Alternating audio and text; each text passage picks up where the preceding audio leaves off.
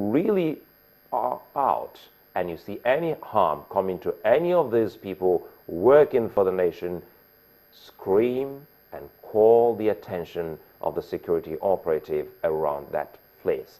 As it is now, we understand that those in the Katsina State have started filing in their reports telling us that, well, so many eligible voters are already gathered in some villages, awaiting INEC officials. Now we're getting to see the enthusiasm in the voters in the electorate. And on our way here, I could also see loads and loads of vehicles from a particular part of Lagos State trooping out en masse.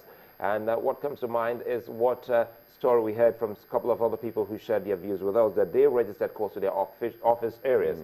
So it might be that some of these people are driving, maybe get to their office, park their cars, take a walk to the polling unit, and cast their ballot, because this election means a whole lot to Nigerians. We'll look at this particular field and feed and see what we're taking out of this particular message concerning safety, especially for our core members.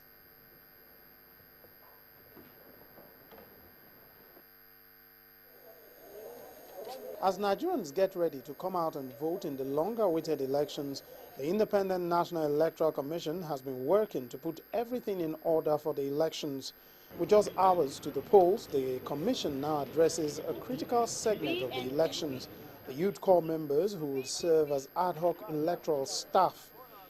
The chairman with the Director General of the National Youth Service Corps started by encouraging the corps members to serve the country responsibly. Like Caesar's wife, you must live above board in discharging your duty. You must desist from any act that will cast you in a bad light or taint the image of your family, community, school, the NYC, and the nation at large. The chairman of INEC restated that the commission, in prioritizing the safety of corps members, has taken steps to ensure they are adequately protected financially. A number of measures have been taken. Some of them really are not things you can announce publicly. You can't start revealing what measures are in place to protect them. And the arrangements put in place, particularly learning from the bitter lessons of the post-election violence, cover both the period for the conduct of the elections as well as the period after the elections. All ad hoc staff, all personnel that are involved in elections are actually insured. The chairman of the electoral body also took the opportunity to address questions and comments raised by journalists in the audience. So our hope is that for the 2015 general elections, we should be able to declare the results, that is nationally, within 48 hours, and to be able to do it much earlier than we were able to do it in 2011. One can only hope that these promises of ample security measures to protect corps members on the electoral front will be backed by adequate actions so as to avert the ugly incidents that trailed the 2011 elections. Lanre Lasese, Channels Television News. Well, many thanks, Larry. A very quick reminder here that our social media platforms are available for you to air your views on this particular program. Wherever you are, you can be part of it. Simply tweet at us using the hashtag Nigeria2015. Please use the Twitter handles you find on your screen now. Well, at channelstv.com is another one, and of course we have our individual Twitter handles there. And you can also send your comments and questions if there are more than 140 characters. That's the email on your screen, Nigeria2015 at channelstv.com.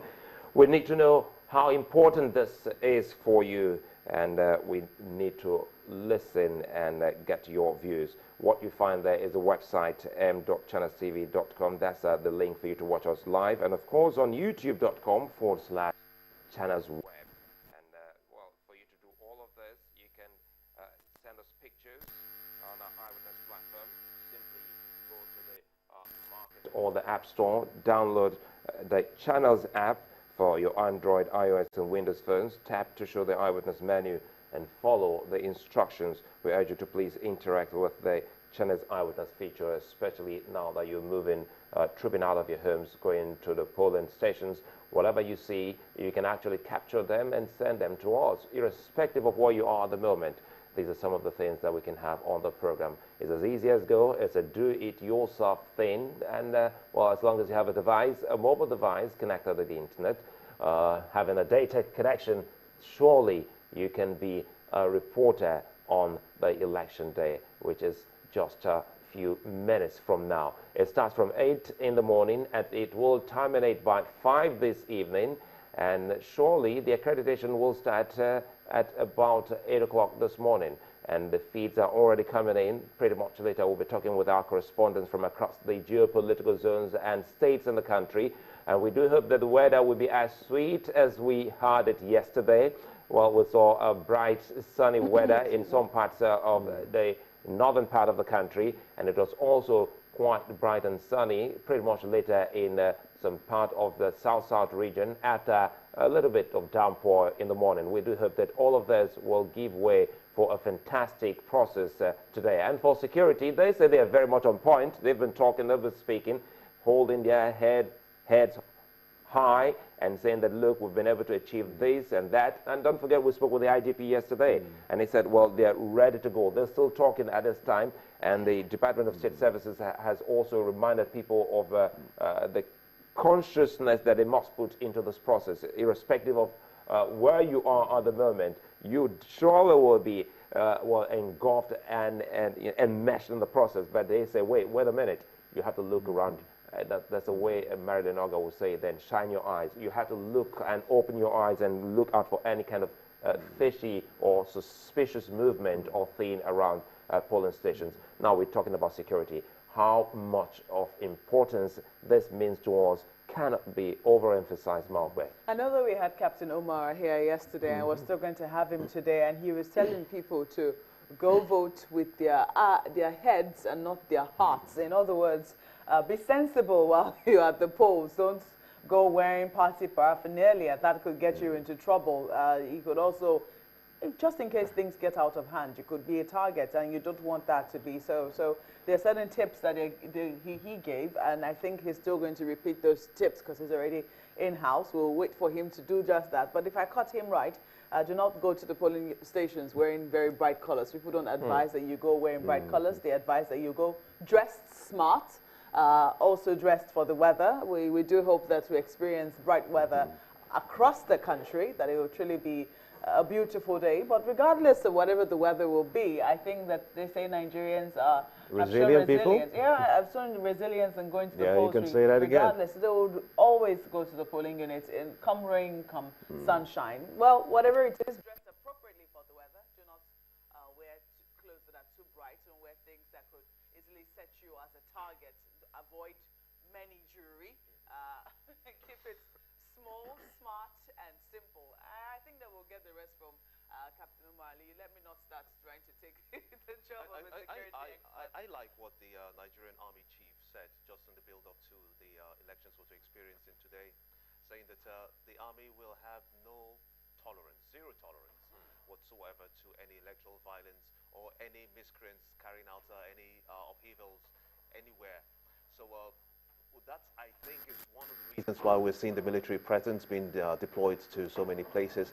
But for the greater good, he has backed that himself up, saying that if they have that kind of formation around, it is just for the good of us as a nation. So everything that is important must be deployed to try to make everybody have a sense of security around you, and anybody who is coming to play gimmick or any games, just forget about it.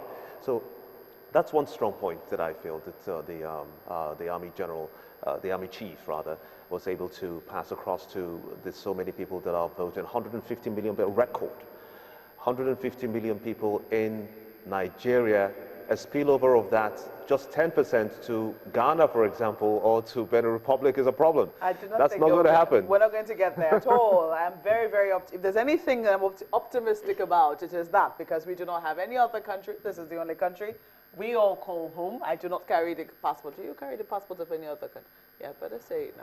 Well, Anyway, but I do not carry any passport of I any carry the other green country. passport.